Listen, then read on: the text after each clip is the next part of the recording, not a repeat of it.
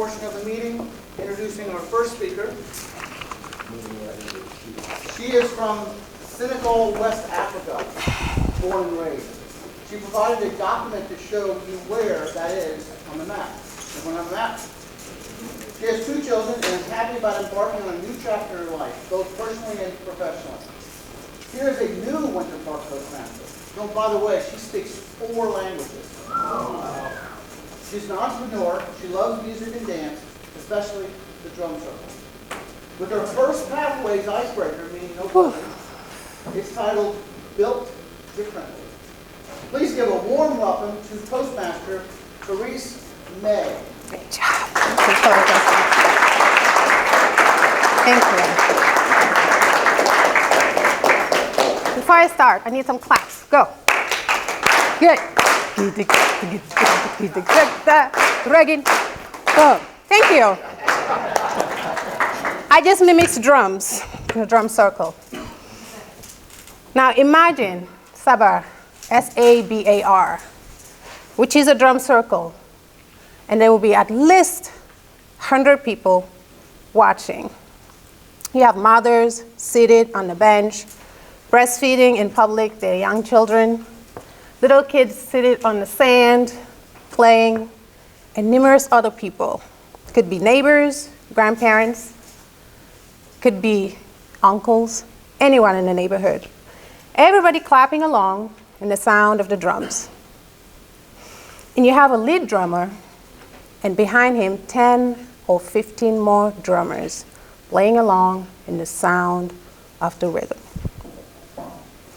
Now, when the lead drummer signals it's time, I would always be the first to get into the circle and start dancing. Now, once I created a vibe, a rhythm, along with the claps and the good energy, I would exit the circle and let everybody else dance and have a good time. This was my favorite celebration growing up, which will actually happen almost once a week or once a month. Now, once Sabbath is over, I'll go back to my 3 annoying brothers, Chico, Bamba, and Gobi. And those are just were nicknames. Trust me, you don't want to know their real names. Growing up, the only girl, it pressed in me being a little more adventurous with my brothers. Therefore, I was called a tomboy a lot. But sometimes I would steal their baggy jeans, wear them with some crop tops. This is the early 2000s and the 19s, actually. And bedazzling my own clothes, jamming it with CDs, listening to JT, Destiny's Child, and sometimes Lionel Richie. I'm that old. Dealing with 3 brothers was okay, trust me. However, I lived with 25 plus people in one household, one bathroom. I know, that's the reaction. Now, who lives in that house? You have grandpa, grandma, uncle number 1, uncle number 2 with wives and kids, uncle number 3 with first wife, second wife, third wife, sometimes 4th wife, and children, whom I call cousins. All of them. Now the question is, did you guys know that you have so many benefits in living with 25 people in one household, in one bathroom? Well, the benefit is, you get to cultivate patience, and you learn to hold it as tight as you can until UTI knocks at your door.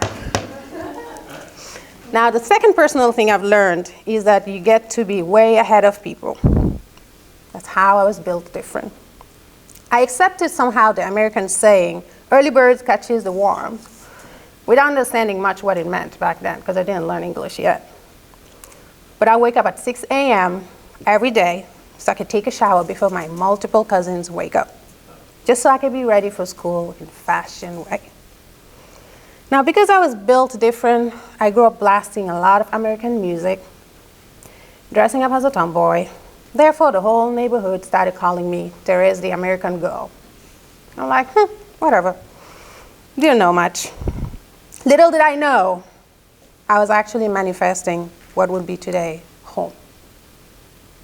In 2011, I became the only extended family member to have made it to college. I also became the first generation immigrant to land in the United States, precisely Boston, Massachusetts. Talk about weather shock. As I settled into a new culture, new environment, new lifestyle, I found out that most Americans need actually a drink before they can loosen up. What's up with that? How many drinks do you really need so you can just start dancing? I never understood it, till this day. Also, as I become more Americanized, I started enjoying privacy of multiple bathrooms in one house. Until I got married and have kids. Private bathrooms are not so private after all, because you have to allow your young children to come in, period. The door must remain open at all costs. As I also become Americanized, I experienced many obstacles in life. After 10 years of being here, getting married, living the lifestyle of a married, stay-home mom, I went through mental and emotional abuse in a lonely country.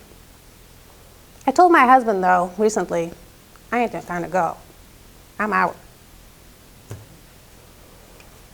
But regardless of being right now bankrupt, like I have piles of bills, I remember one thing. I'm that girl who woke up every day at 6 a.m. Until this day, regardless of what's going on, I wake up at 6 a.m. every day to take care of myself. Hence, I joined the Toastmasters Club. Today marks 12 years I've been living in the United States. And although I miss my annoying brothers, I miss sharing a bathroom with my multiple cousins, I also miss the food. Oh my God, the food. Oh. I also miss my mom. There's one thing I've learned while being here and growing up in a different culture, is that in life, you can adjust anywhere, and you can live a successful, fulfilling life. You just have to be built differently. Thank you.